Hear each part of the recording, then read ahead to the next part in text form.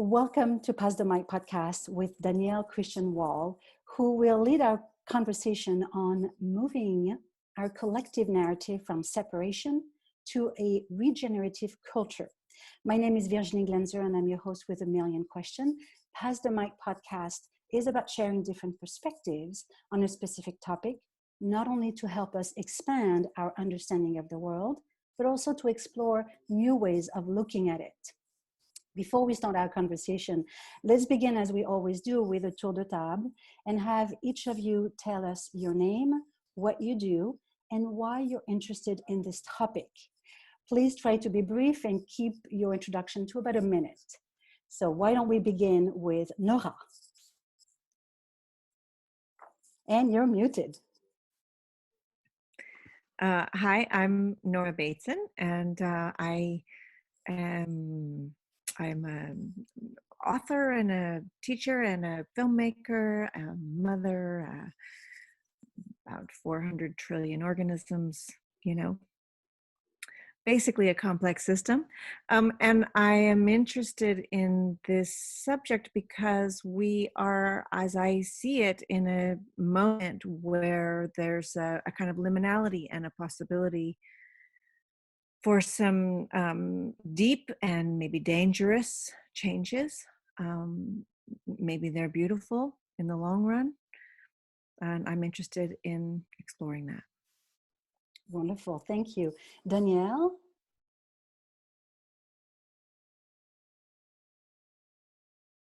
Unmute. Thanks for inviting me. And yeah, my name is Delia Valle, also an author, biologist, evolutionary theorist, designer. And I've been, maybe for 20 years, a little longer, I've been on this journey, having initially started as a biologist and then realized that the best way to serve life was to maybe work with my own species a little more, and the way that we affect the wider community of life at this point in our history. And so I've asked myself for a long time, what does it mean to participate appropriately in this complexity that surrounds us and that brings us forth? And I find that this particular time we're in now, with everybody in lockdown, getting to reflect on patterns that served and that no longer serve, we're really given an opportunity to all reflect a little bit more what it would mean to participate appropriately. And I would say appropriately in my reading is aligned with Aldo Leopold's "A thing is right if it protects the vitality, abundance, and diversity of the biotic community. It is wrong if it does otherwise," as a starting point of kind of defining what it might mean to participate appropriately. That's me. Wonderful. Well, thank you for being here. May?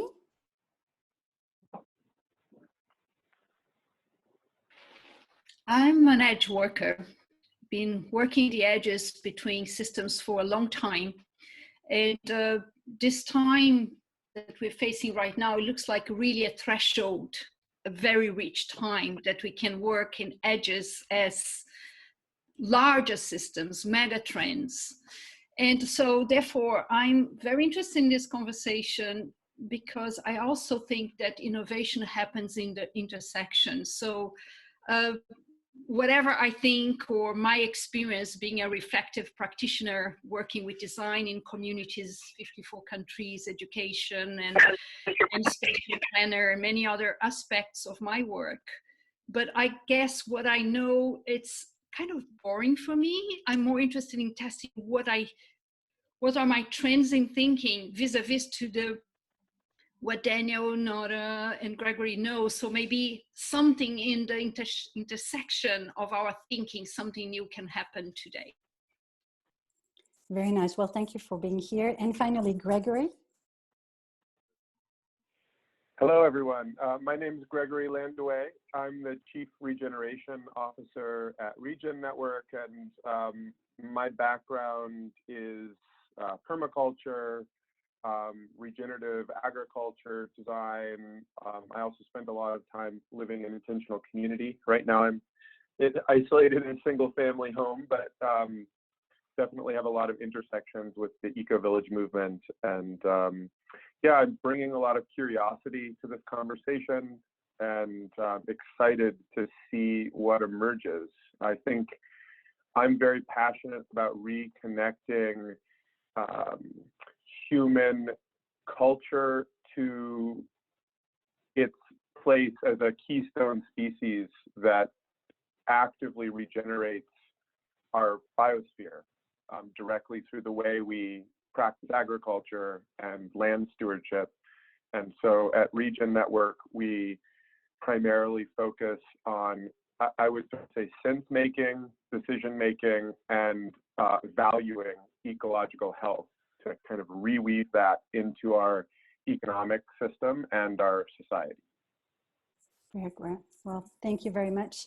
So if we were having this discussion 6 months ago, when I first read the book Permaculture, which introduced me to this field, I would have invited you, a brilliant group of complexity thinkers, to expose your theory, your knowledge, and explain why or how these practices can create a better future.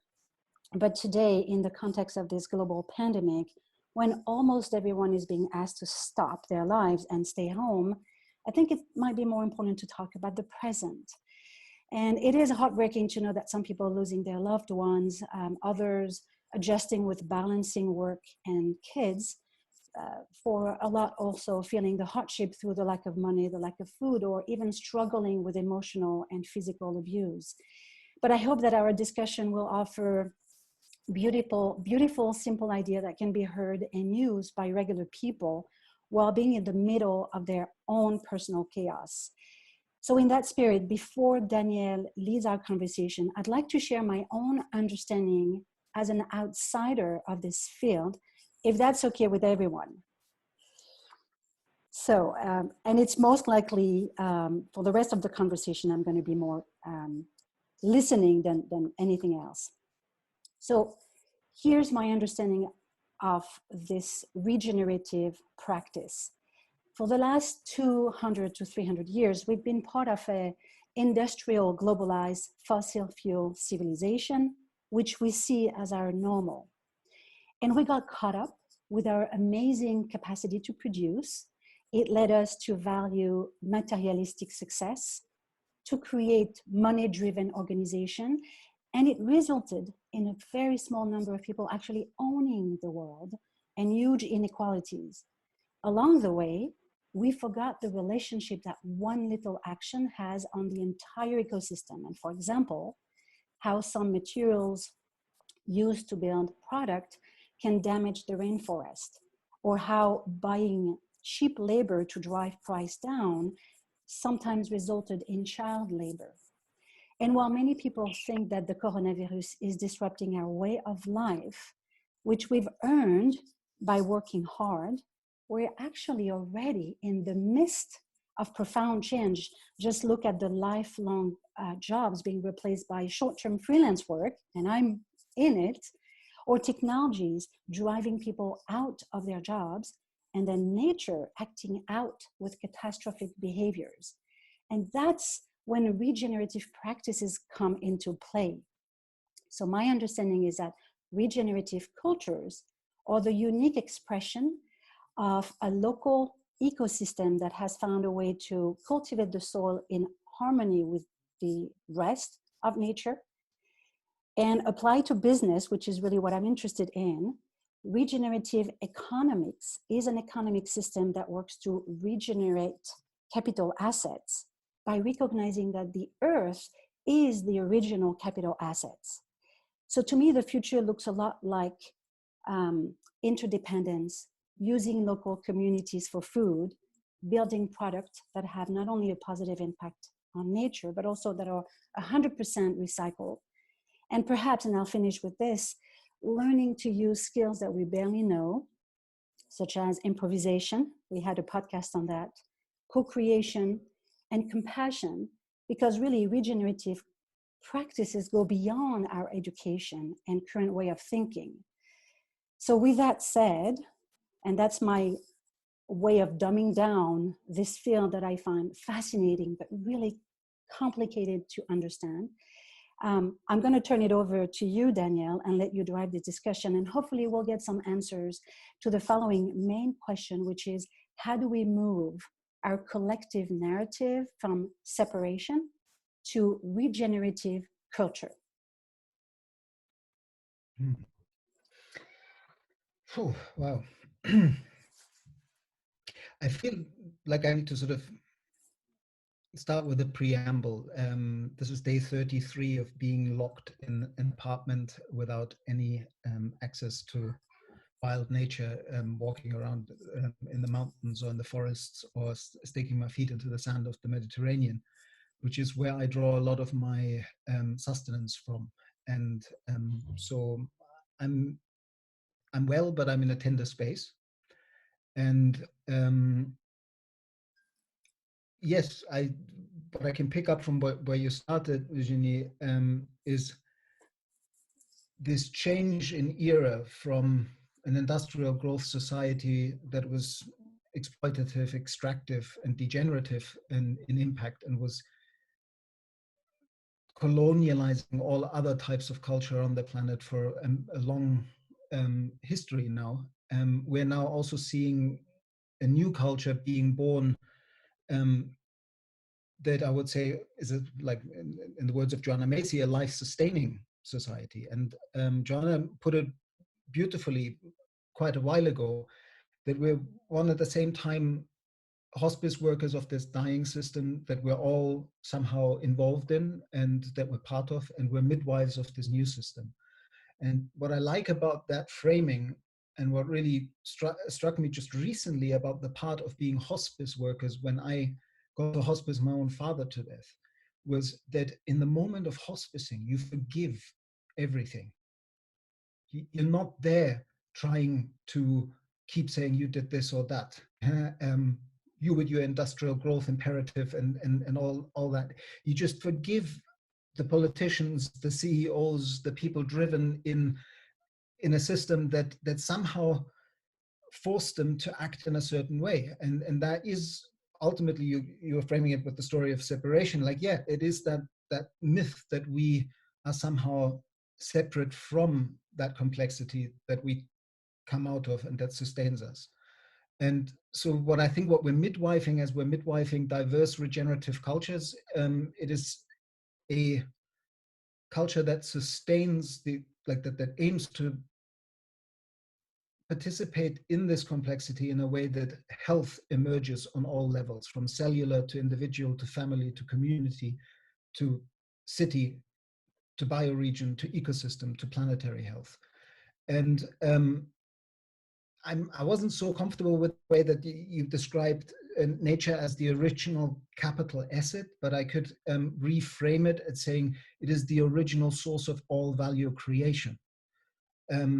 It is what has brought us forth, and what we're an epiphenomenon of it. And so for me, right now in this point in time where suddenly that conversation has, last year, the conversation around awareness with regard to climate change and the climate emergency really hit the mainstream in a whole step change with Greta Thunberg and with Extinction Rebellion. And this year, somehow this crisis is pushing us much harder into seeing the brittleness of our global system of international supply lines, supply on demand, and how all of that is starting to break down. So breakdown isn't some environmental activists' prophecy anymore. It's real, and people can feel it now everywhere. And the reality is people were feeling it for decades in the global south, and we were just sheltered from it with our privileged northern lifestyles. And so for me, I observe my allies, the people that I feel that have been like me, like everybody on this call, like I've been working with May for 20 years. We've been trying to help create that healthier type of culture through education and through the interventions that we've done in other systems. And suddenly is a real hunger to listen to how can we do it differently. But what I feel a little bit uneasy, and this is where I would love to take our conversation, and I'll shut up now, is, I mean, I've had invitations in the last 3 weeks to so many we are going to have the World Solution Summit, and we're bringing the world's social entrepreneurs together to create the solutions in the crisis, so we're ready when we come out of lockdown. Or we're doing a hackathon, and then we're going to solve the climate crisis in this hackathon. And I'm kind of going, excuse me, like, sit in the mess for a while. Let it work on you. Let it strip all patterns of even the frames, the organizing ideas that we think we need to rebuild the new from. Some of them don't serve anymore. We need to let them melt enough so we can really listen to what wants to be born right now. And so, yeah, it's this bizarre, and that runs through the core of my book, this, because I kind of felt that very early on when I sat down to write it, that there's something about this extreme focus on solutions. Of course we need solutions, of course we need answers, but they are transitory means to get better questions. And in a situation like this, we shouldn't rush to solutions, but we should really sit with what are the questions we should ask ourselves to really let the transformation be complete. Yeah, I think I'll leave it at that. So who wants to jump in and share their own perspective? I can take one of the lines of Daniel, the one that's saying, "Are we rushing with solutions?" And remembering that the ancient ones would say the importance of the lesson of the threshold in rites of passage when you're moving from one stage in development or human journey to the next one. The threshold is where you learn most of your lessons. And if you rush with the threshold into solutions, you don't learn the lesson and you need to repeat that threshold. So it's very important to slow down. And slowing down, the second point that I want to weave in is this question of the new narratives that were, I think, embedded in the question, how do we move our collective narrative? And I think that discourse creates frameworks which structure social life through which power is exercised. So in this threshold time, I think it's important that we spend time, developing this critical analysis on the current frameworks that can either structure or hinder the systemic capabilities for us to come to the next phase. And so time for thinking of what are they? Because very, very easy we can say, wow, we have the SDGs framework. We have now all the ministers of environment in EU is saying, okay, so now that we're pumping new funds to the system, where these funds are going to, where the funds are going to energize. So yes, threshold time to question the frameworks before we assume these are the frameworks that will frame the discourse and how we're going to design our societies and how power is going to be exercised.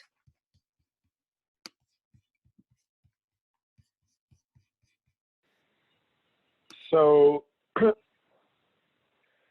I'm appreciating and resonating with what's been said so far, and I'm going to maybe make a either friendly sort of amendment, or it may even turn into sort of a counterpoint, which I don't hold as like an opposite or that the other perspective is wrong necessarily. So I want to sort of bring up a theme, which is syncopated rhythm. And I think it's important to understand that different societies, different people, different organizations, different ecosystems are at different places in their developmental cycles. And I don't think that, and I think it's worth asking the question, are there movements, organizations, or groups who are in sort of in syncopated time where this sort of disruption serves less as an initiation and more as some other part of a developmental cycle. And what would that other part be? And how does that relate to how some people are behaving or solutioning? And so that's sort of like question number one. And I would sort of say that isn't to, I also feel uncomfortable with what appears to oftentimes be sort of blatant opportunism. So I'm not trying to sort of offer an apologia for that, but I do want that question of, you know, how does the syncopation of different developmental cycles and, you know, in place and in sort of human society land, and what might that add as an extra dimension to the conversation and understanding when is it appropriate to sort of be solid with a set of assumptions that you feel have been born out of some other cycle, and when is the moment where you are in a complete disillusion and waiting and listening? And I think for me, the answer is going to be different in different circumstances, in different contexts.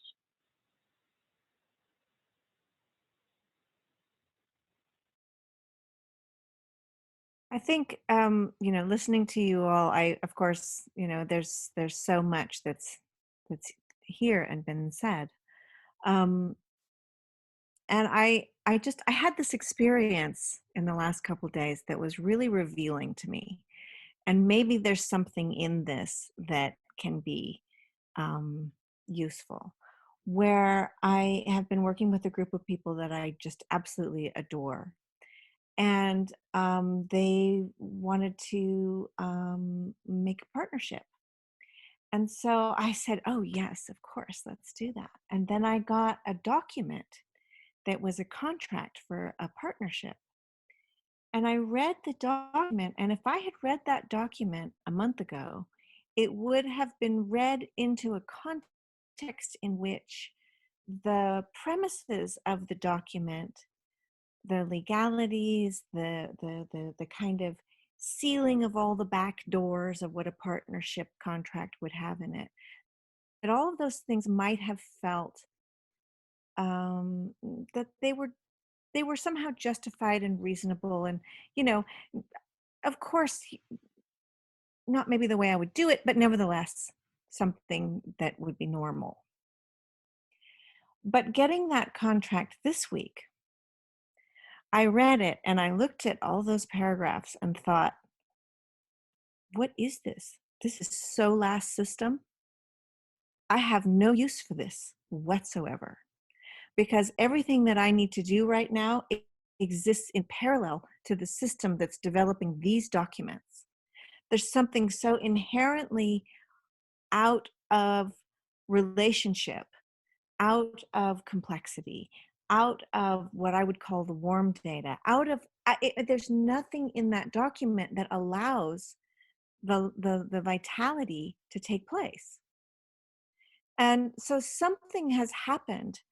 I mean, you know, I've been at this for a long time, as all of us have. So I'm also curious as to what new insights are coming to all of you, because I think if there's one thing that I'm really certain of right now, it's that our old scripts, no matter how good they were, are actually not as useful right now as we might have thought they would be. The way in which these trans-contextual changes are taking place are surprising. And I think that has been, that's been, for me, what brought me deep into this regenerative space of recognizing everything I want to do right now has to do with building relationships that build relationships.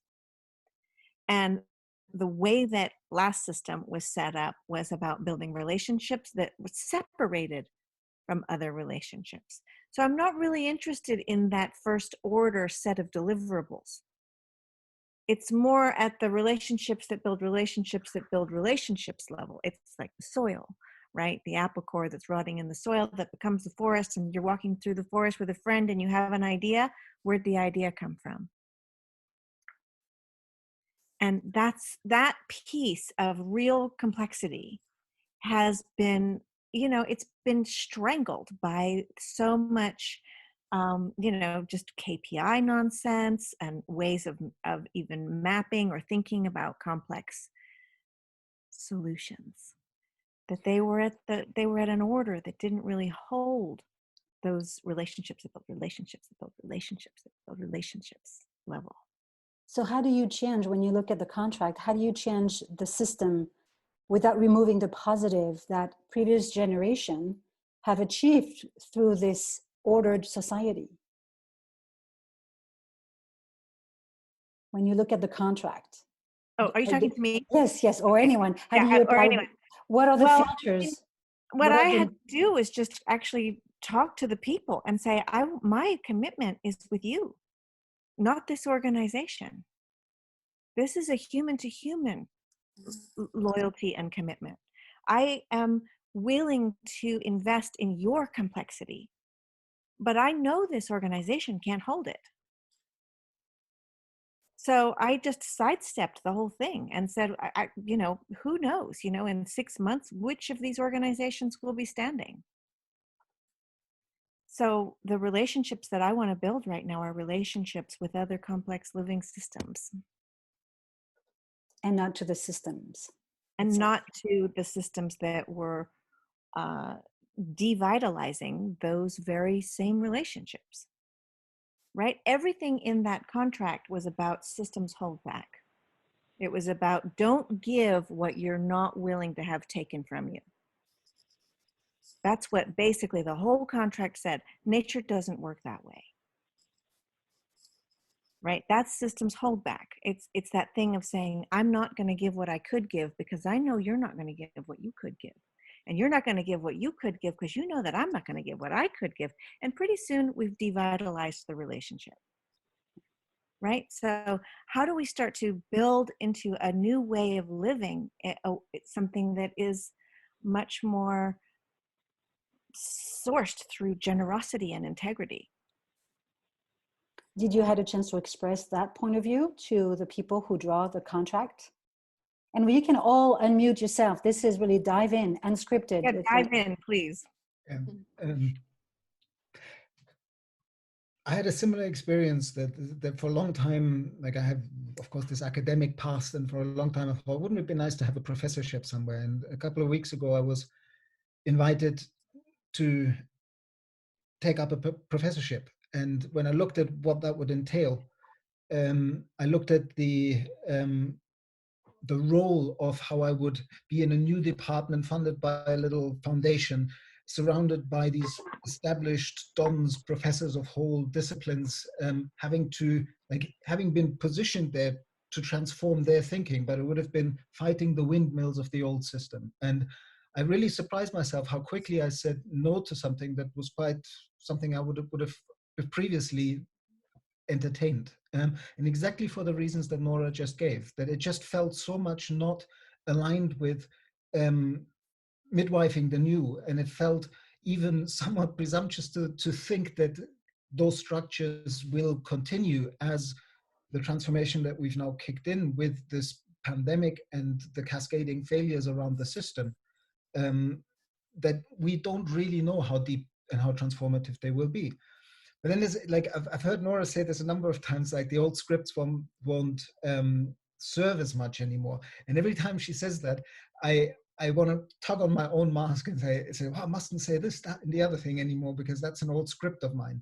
But at the same time, I appreciate what Gregory brought in, that there is a sort of, people are at different places of deepening into this journey, which is a developmental evolutionary journey of realigning with life's impulse of creating conditions conducive to life. And maybe if I understood syncopation and your point correctly, Gregory, it was also about, maybe for some people it is about the rite of passage and the transformation in their own views, and for others who've been trying to, in Schumacher's terms, set the sails so when the wind comes, we're ready, to come together and say, actually, hey, we've got a flotilla going, and in which way are we sailing? And I feel that is also happening. I see wonderful alignments of the people, and this is where I come back to my old script. Like, I think that re-inhabitation, re-indigenization, coming back to place, becoming native again in place, and becoming an expression and a part of it again, manifesting our individual potential as people in service to self, community, and world, but to do so in relationship to a particular place in a particular region. That has been a theme that's my old script. That's what I've been working on for 20 years, but I believe it's also the new script. I think that it is now in this situation blatantly obvious that if we want to avoid the brittleness and the breakdown that we're now seeing of the global system in response to the pandemic, we need to regionalize our systems of production and consumption. And we need to do so in ways that we redesign this whole economic system that has us running in a treadmill at the moment in such ways that it actually incentivizes collaborative advantage rather than competitive advantage, that it incentivizes healing the system, that farmers get paid not just for their produce, but for regenerating the land they're on. And I know that Gregory's work is all about enabling the mechanisms to do that kind of thing. And May and I have been working on so many different educational initiatives. And so I feel that we've also prepared scripts that were radical 10 years, 15 years ago, but have now found an open ear with a lot more institutions. And it's more about aligning around how do we listen to life's patterns. Like one of the questions you had us frame was sort of what are the structures and systems that need changing. And when I read it, I thought actually the structures and systems, and this is something that I learned from a friend of Gregory's, Joel Glansberg, they're really just tracks, like tracking in the forest.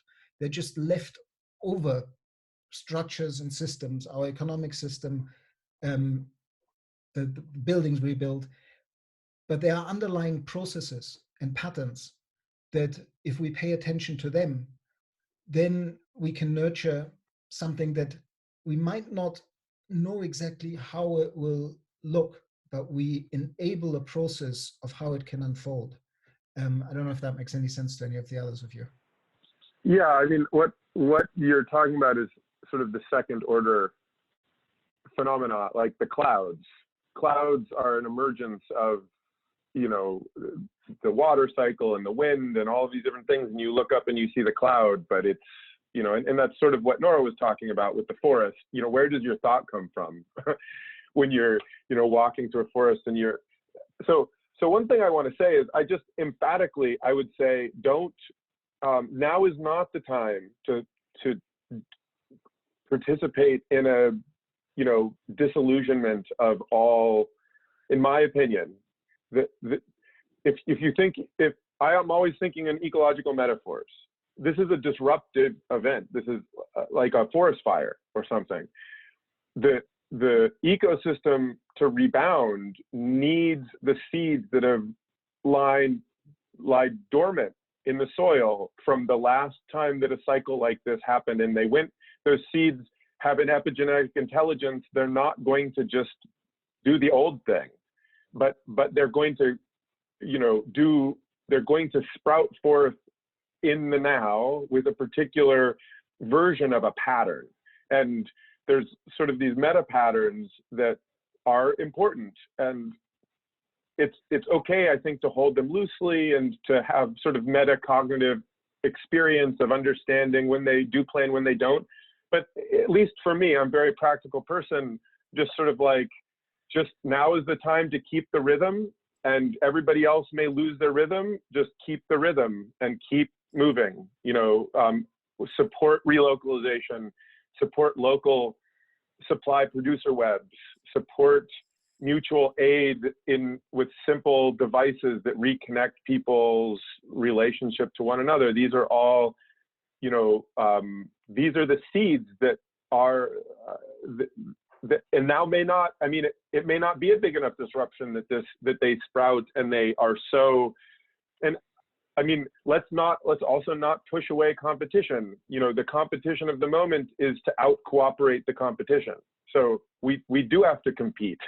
We have to compete with heart and warm data and coordination and a new arithmetic of reciprocity and mutualism to serve needs, to serve basic economic needs, to serve the needs of meaning and hope.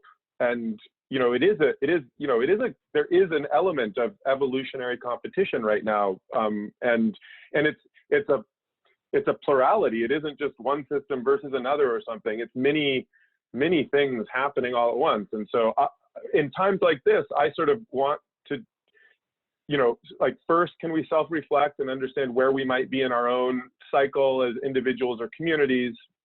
My sense is probably most of us and many of the listeners, my judgment would be that probably this isn't the time to sort of like go all in on a disillusion of your own personal perspective around themes that you maybe have been working on your whole life, feeling that you're running against the current or something like this. Now is a moment, take a breath with it, but, tune into the rhythm and just move, because the world will attune and attenuate to these latent seeds of potential, and they will grow out of the disruption. And that's an important thing to have moving. We can't sort of, we don't want to be seeds that burrow further and further down, or, and there's a role for that too. And some people will have instincts to do that. And I guess who am I to second guess that, really? But from my subjective experience, this is a moment to sort of start sprouting.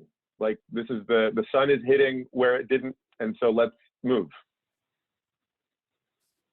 The issue there, that, because I agree with you, if depending on what level you're working at, right? Because if you're working with the soil and the seasons and that's one thing.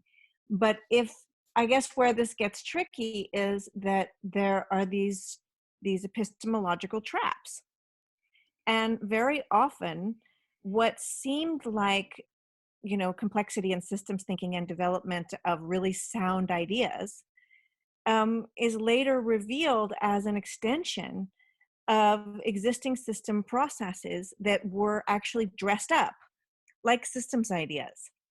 And that's what I'm talking about, is that there's that piece, and then there's also the piece of the being in the liquefaction liminal moment right now, where things are changing and people are having responses, so that it's like all the characters in the play just changed costumes, and things are just not behaving the way you might have predicted, because they are not on their script.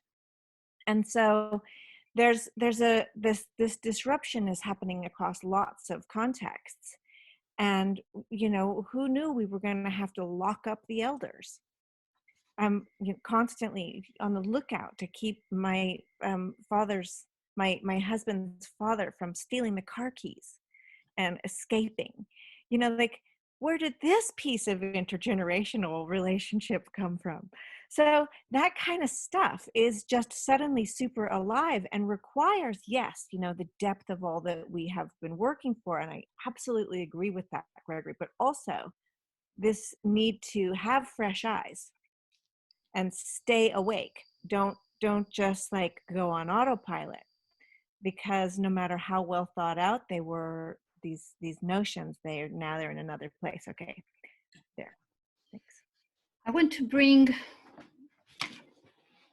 my experience right now, how the disruption carried the seeds for regeneration in itself, without doing too much effort. So I run something called PBL, project-based learning, in 54 countries over the years, where, like a Freudian educator, we create the learning environments, the solutions come from the field and things like that. So a group of us met because I'm from Brazil, and we're very concerned what's happening to the traditional villages in the Amazon, because they have been eradicated historically. When new viruses come, they don't have the immune system, they don't have the system. So we gather together and say, how are we going to support the system to strengthen itself?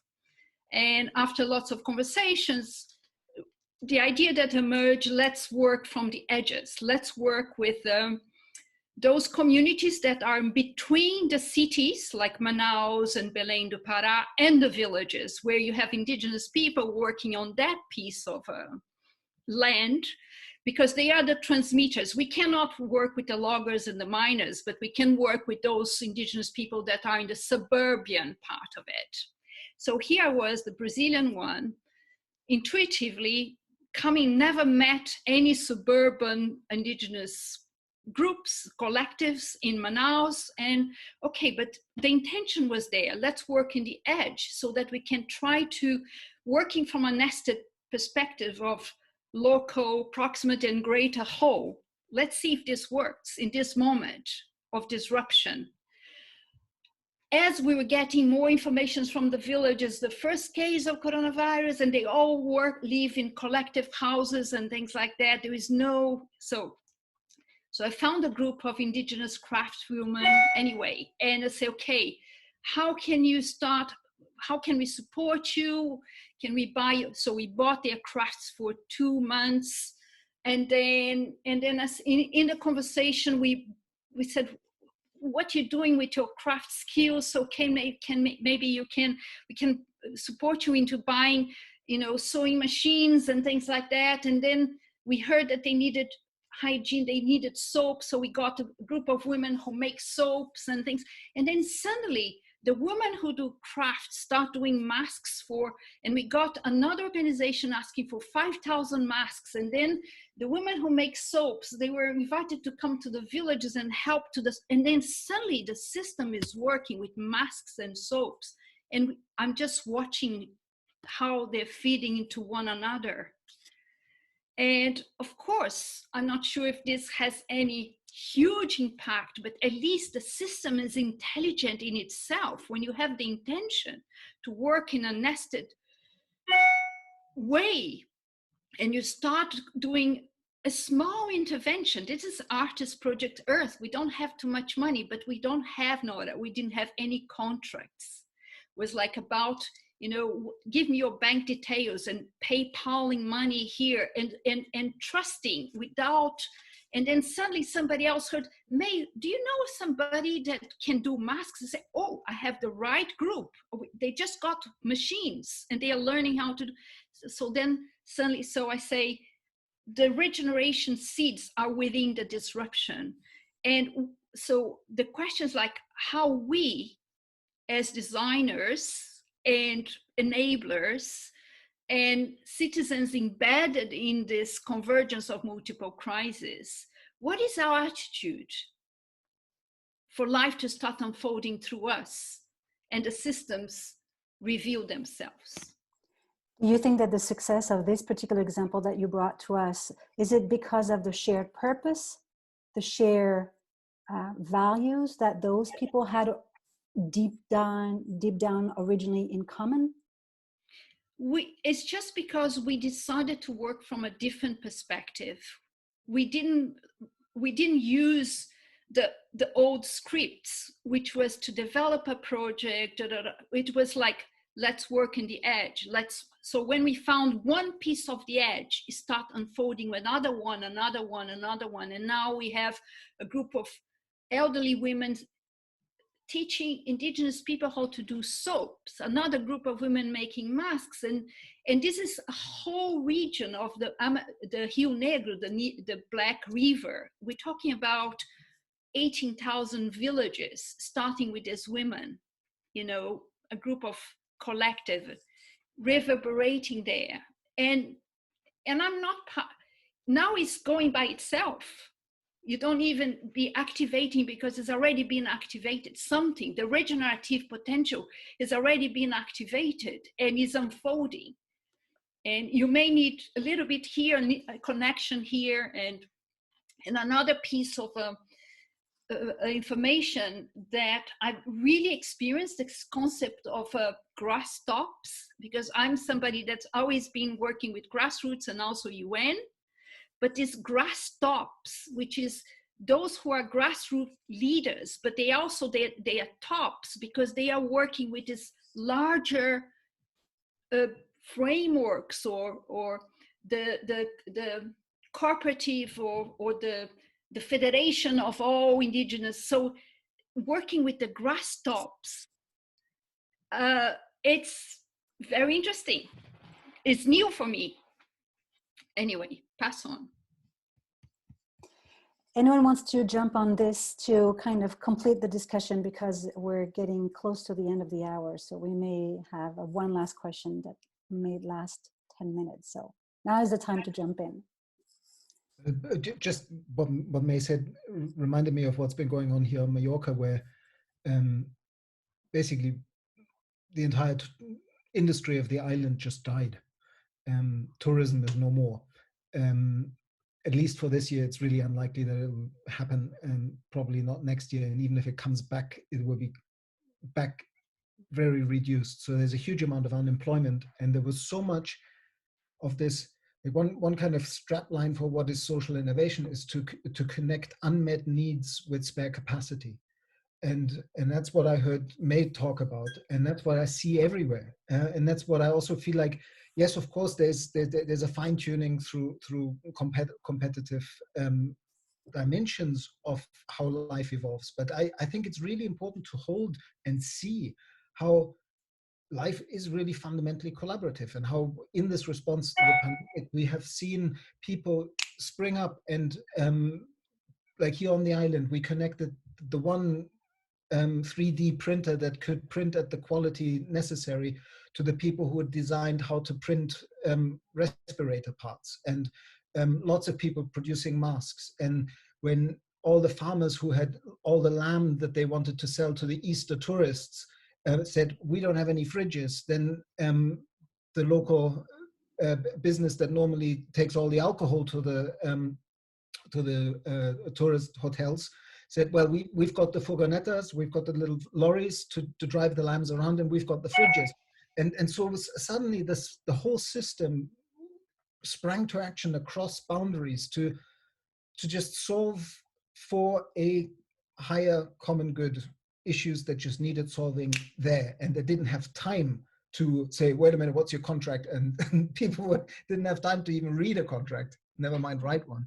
And yeah, so that's, but I think that is speaking to what all of us have said, that it's just, there's a fertile potential in crisis, and the ancient ones that May mentioned earlier, that the fact that we do learn deeply and transformatively in crisis situations, I think that's on the individual and the collective level. And I'm actually quite impressed how we've chosen the world over to hold our elders and our weak above the economy. Because for 20 years, I just couldn't believe how people would say, for the sake of the economy, we're doing this, killing thousands of people every day. And suddenly we were able to say, no, we can hit the stop button on this. It's interesting that, so what you're saying is that if we allow ourselves to sit in the mess long enough, something magical happens, something that we have inside of us. Yeah. So we're close to the end of the hour. So I want to thank everyone for this insightful conversation. And I'd like to end this conversation the way it began, with a tour de table. One of the premise of this podcast is that there's too much talking and not enough doing. So let's pass the mic. And I would usually tell people to share what they've heard today that will inspire them to do something differently than the way they did it prior to this conversation. And if you did, feel free to share. But I'm also tempted to ask you to share how in your daily life you are in alignment with regenerative practices and what it means to you truly individually. You don't have to take my word for it. You can share any thought, but I'm going to start by sharing my own takeaways to give you guys a moment to collect your thoughts. First of all, I heard so many insightful that I'm a little bit overwhelmed. We're going to write a blog post because it helps me digest this conversation. I'm definitely going to have to listen it again, but I really loved the fact that, Danielle, you talked about, and I have some notes here. This crisis for me personally is a great reset. It's a time of reflection. And I love the fact that you said to forgive while sitting in the mess and slowing down. And I now realize how much I had some anger towards the true capitalists. Even to this day, people who want to go back to business, there's that anger, and that's not helpful. And there's also a little bit of anger towards environmentalists who since the 60s have said and talked about that type of crisis, and here we are, and we've not listened. And I think if I give myself permission to forgive while I'm in that mess, it actually something positive might come out. In that reset, I am actually I've realized that there's two things that I will never, ever, ever do. One is I will never, ever, ever have a coffee on the go. It might be tiny, right? But going to Starbucks and taking a cup, that's it, I'm done. And it took, it's little, but I'm thinking if there's millions of people who may have the same idea, same thing, eating strawberries in December, living in New York, that's it, I'm done. Now, I can't control what my daughters buy, but I can certainly control what I do. And I think giving myself permission to step outside this narrative of who I think I am and my behavior is also a wonderful opportunity to make different decisions. So using food, buying my fruit and vegetable from my local places, which I've tried, but it was just easier to go to the supermarket and get all those wonderful, beautiful products. And then the last thing that I'm hearing over and over again is that we are, as individuals, looking for leaders to tell us what to do. And to me, you guys have some answers. But I'm also realizing that I can't wait for you to tell me exactly what to do because you're not in my shoes. So I have to step up. I have to decide to follow my own heart. And as someone said about the leaders, the grass tops, I think changes will come from leaders leading from their heart, but also individuals. And that's my own takeaway, is that it's on me. It's on my shoulders to change. So thank you so much for sharing those perspectives. It was really revealing. So why don't we continue the tour de table and unmute yourself. And Danielle, you'll be the last one to close this discussion. But May, do you want to share your last thoughts, any idea, or how you personally, and then you are muted. You have to unmute yourself. Yes. Many insights, but one is related to, I'm not sure even if I can, it's still so fresh that I'm not sure if I can consolidate in coherent thinking, but I'll try. So there was something around this insight that I have, the regeneration contains, the disruption contains the seed for regeneration, was an insight that I didn't have before. So that was a good one that we co-created together. The other one is about staying awake, and staying awake from a transpersonal perspective, staying awake within the crisis, embedded in the crisis, and outside, looking at the crisis from outside, but also in between. I like to see if the in-between is possible, which is not looking at the crisis from an observer or being inside of the crisis, but I like to see how is to be in between the changes. So that's something that I want to explore from this conversation here. And in terms of concrete steps, I think I mentioned to you before we start the conversation, in UK, daily exercise allotments are considered daily exercise. So I've been going every day around this time, 5, 6 o'clock. I go to my allotment, which is about 12 minutes walking from my home. And I am very much, always in awe when you put one little seed of beetroot and then 7 days later you see it sprouting from the soil. So I'll keep doing my food growing and celebrating every sprout that comes in that will turn in nourishment, so I can continue to serve the world. Beautiful. Thank you very much. Gregory, do you want to share your last thoughts or idea? Sure. Well, I'm some things that moved and emerged for me were, yeah, I mean, I think this conversation about how do you, how are we the seeds that may be sprouting at this moment, and at the same time, how do you, sort of Nora's invitation around how do you be real, be present with the context that is, instead of bringing a whole sort of set of assumptions from maybe worlds that don't exist at the moment anymore. So I was thinking about, as a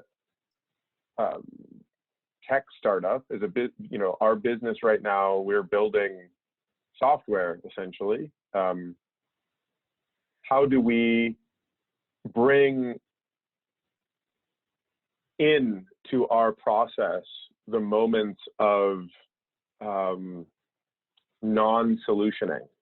How do we bring in Daniel's invitation to just sort of sit in the mess for a moment, so that everyone who's on the team just has the invitation and the opportunity to just be with that, and also shift back into our rhythm and our coordination and the ways that we get things done. So that's something I'm going to be thinking about moving forward. As far as the reflection about how my family and I are or are not sort of coherent with sort of the regenerative imperative at the moment. I mean, I think there's one thing that's been really powerful and useful for me over the last couple of weeks is attending Carol Sanford's open. She's been doing an open sort of regenerative life 30 minutes every morning, which is really powerful. And I would totally encourage folks to tune into that. And it's just reflection, right? Rigorous reflection, and using living system frameworks. So that's one thing that, I really value from a sort of a personal, how am I living into the moment and creating spaciousness to reflect and understand and engage.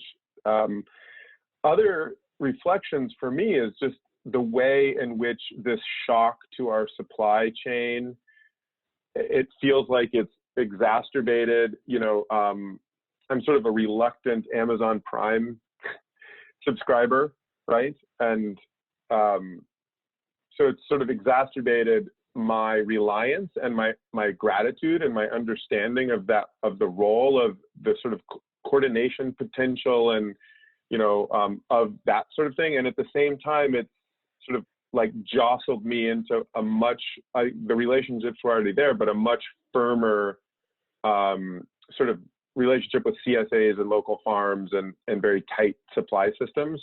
So it's sort of like made me go opposite directions in our purchasing behaviors and the way that we sort of are managing our household.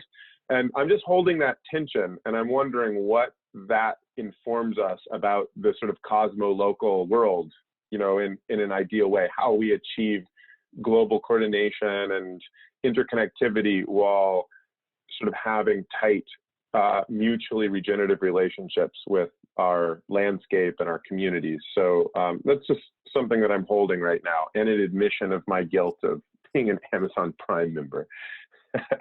With that, I'll pass it over to Nora. Very nice. Thank you very much. Lots to impact. Nora? Love your confession, Gregory.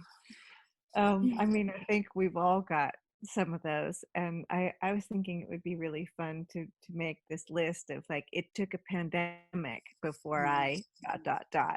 right? And There's been so many of those huge shifts that could have happened. So many things that could have happened 6 weeks ago, but they didn't.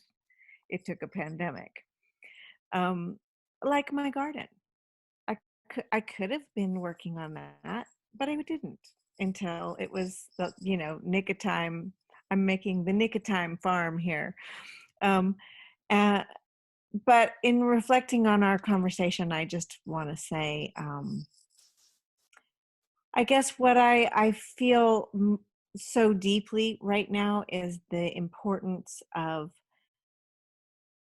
these kind of conversations being a place where there is insight that is generated between us.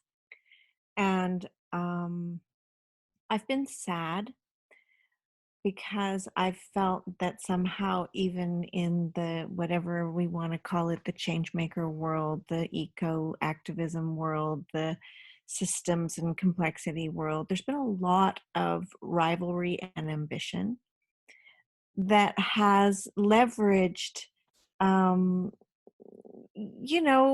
many likes did you get? Which one of your Medium articles got the most viral? Like this nonsense. And really, like Gregory, what you were saying resonated so deeply with me that we've been working on this a long time. These seeds that we're carrying, they're not throwaways. At the same time, we have never really been able to, it's like we've been in a flight simulator and now we're in the air. And there's this opportunity to embody and engage with a completely different kind of generosity of ideas and being present with each other, not knowing together, confessing together. There's no need in this time to be looking for those leverages. And so I just wanted to reflect all the way around in the whole regenerative conversation here, how important that is, because that's so last system, right?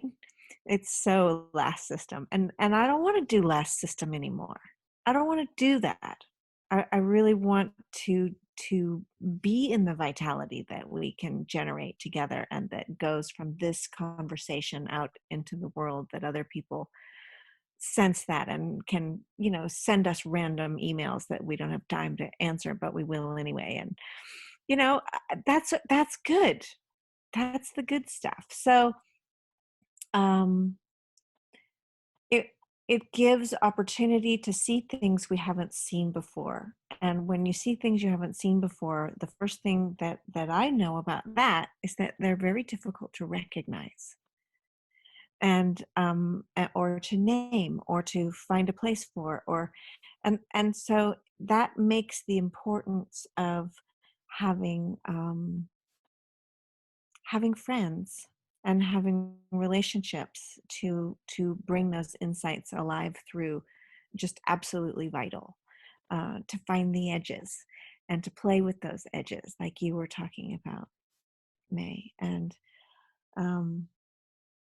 so that's I think what I'm resonating with. And then in my own life, there's so much happening that it's very difficult to pinpoint one thing. But I will say this, that I have found, we were talking about this before we turned the record button on, and I think I want to come back to it, that I have found that I have been really angry. And then I've been so full of love and inspiration for humanity. And in the next moment, I have been absolutely heartbroken. And then within that same heartbrokenness, there is this incredible fear for what's happening to people that I love. And then boom, comes the rage of, I just want to, I cannot believe which of these numbers are real. Why doesn't anyone tell the truth? Where is the truth? And what is the truth? And this kind of movement through and simultaneous, like you were saying, Gregory, that there's a tension, there's this simultaneous multi-emotional response going on. And I just want to bring that into the notion of soil and how those different pieces coming together form the capacities to actually sense and perceive in new ways. And in order to sense and perceive in new ways, we have to be willing to feel the things that are coming up there, not to indulge them, not to, billboard them. It's not a pity party. It's not that. It's about what is this feeling and how does it tie to the other experiences of life, as I haven't known them, right? So anyway, that's what I want to bring in. Thank you very much, Noha. It makes what you say is making me think that we are almost like people with addiction, and this crisis, this confinement is bringing all our addiction to life, and we're in rehab, really. And that's why maybe it's painful. So anyway, Daniel, would you leave us with your last thought, comment, and reflection? Yeah, I mean, living here in Spain for 33 days, not allowed out of the apartment, and having police patrolling the streets and fining you if you take a long route back from the shop or something. I've realized I have a severe addiction to forests and oceans and mountains, and I'm on cold turkey. And as much as I try to tell myself nature is everywhere, and I have my few seeds up on the planter on my roof terrace that also, like Nora, I wasn't doing before. It took a pandemic for me to have my urban huerto urbano on my roof again. But it's also like this, the Amazon confession made me think of how the local farmers cooperative here on Mallorca announced shortly after the pandemic, or the curfew was pronounced, that they were going to be the Amazon of fruit and vegetables on the island. And everybody is suddenly buying local. I've been getting a local organic veg box for years, but now people are actually beginning to be aware of what is local and what is not. The local milk factory that used to sell 60% of its milk to the tourism industry is saying, we've got far too much milk, don't buy the milk coming in from France, buy the Mallorcan milk. And people are responding. And so partially of these seeds that we were talking about, like I've always seen my role not as the guy who knows about regeneration. I listen, I look at, I map, I listen with all the emotions, all the dimensions of my being that Nora was expressing, with my rage, my fear, my anger, my enthusiasm, my hope, to what somehow resonates as being aligned with life creating conditions conducive to life. And then I try to help people see each other in that. And there's that some people say it's a Hopi prophecy of a time of, like, we are the ones we've been waiting for. You've heard it. And in that prophecy, it also mentions, look around and see who's in there with you, and keep your head above water. And I feel like this is the opportunity, and this is also part of the work we need to do. We need to make the system visible to itself and see how everywhere in the crisis, there's already the new life springing up, all the shoots that we've got in our gardens coming up right now. And in many ways, it's trusting that we are just part of life's evolutionary or immune response to the current crisis, as Paul Hawken suggested many years ago.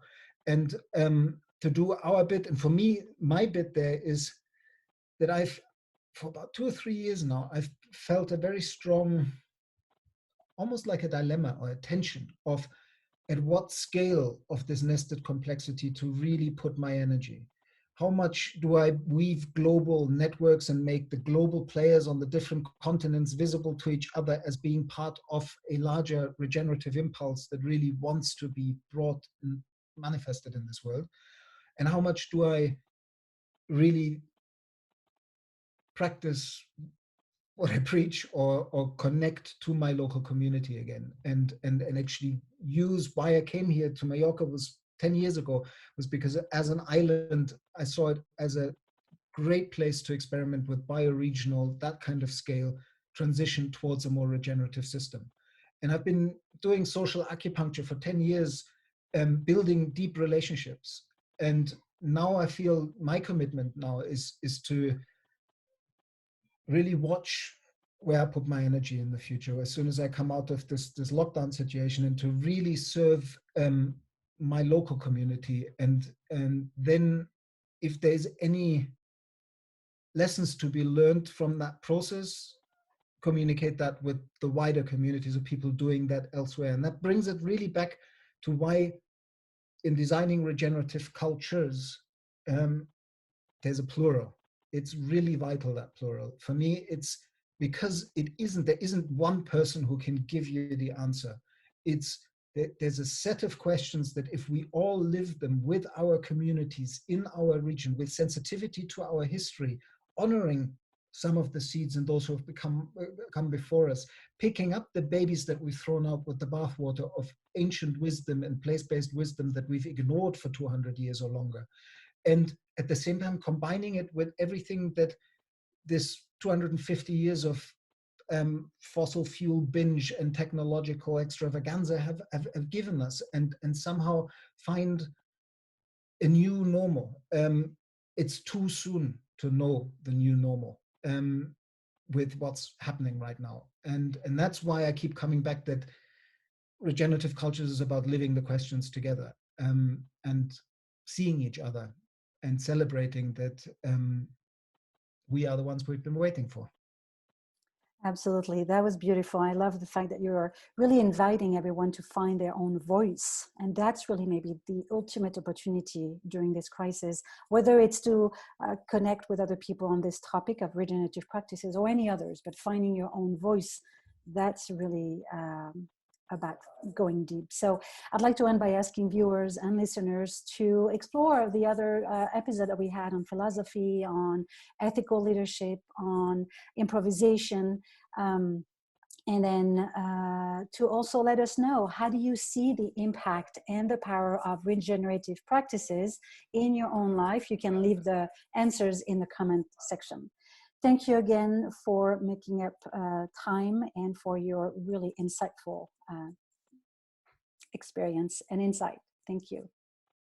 Thank you.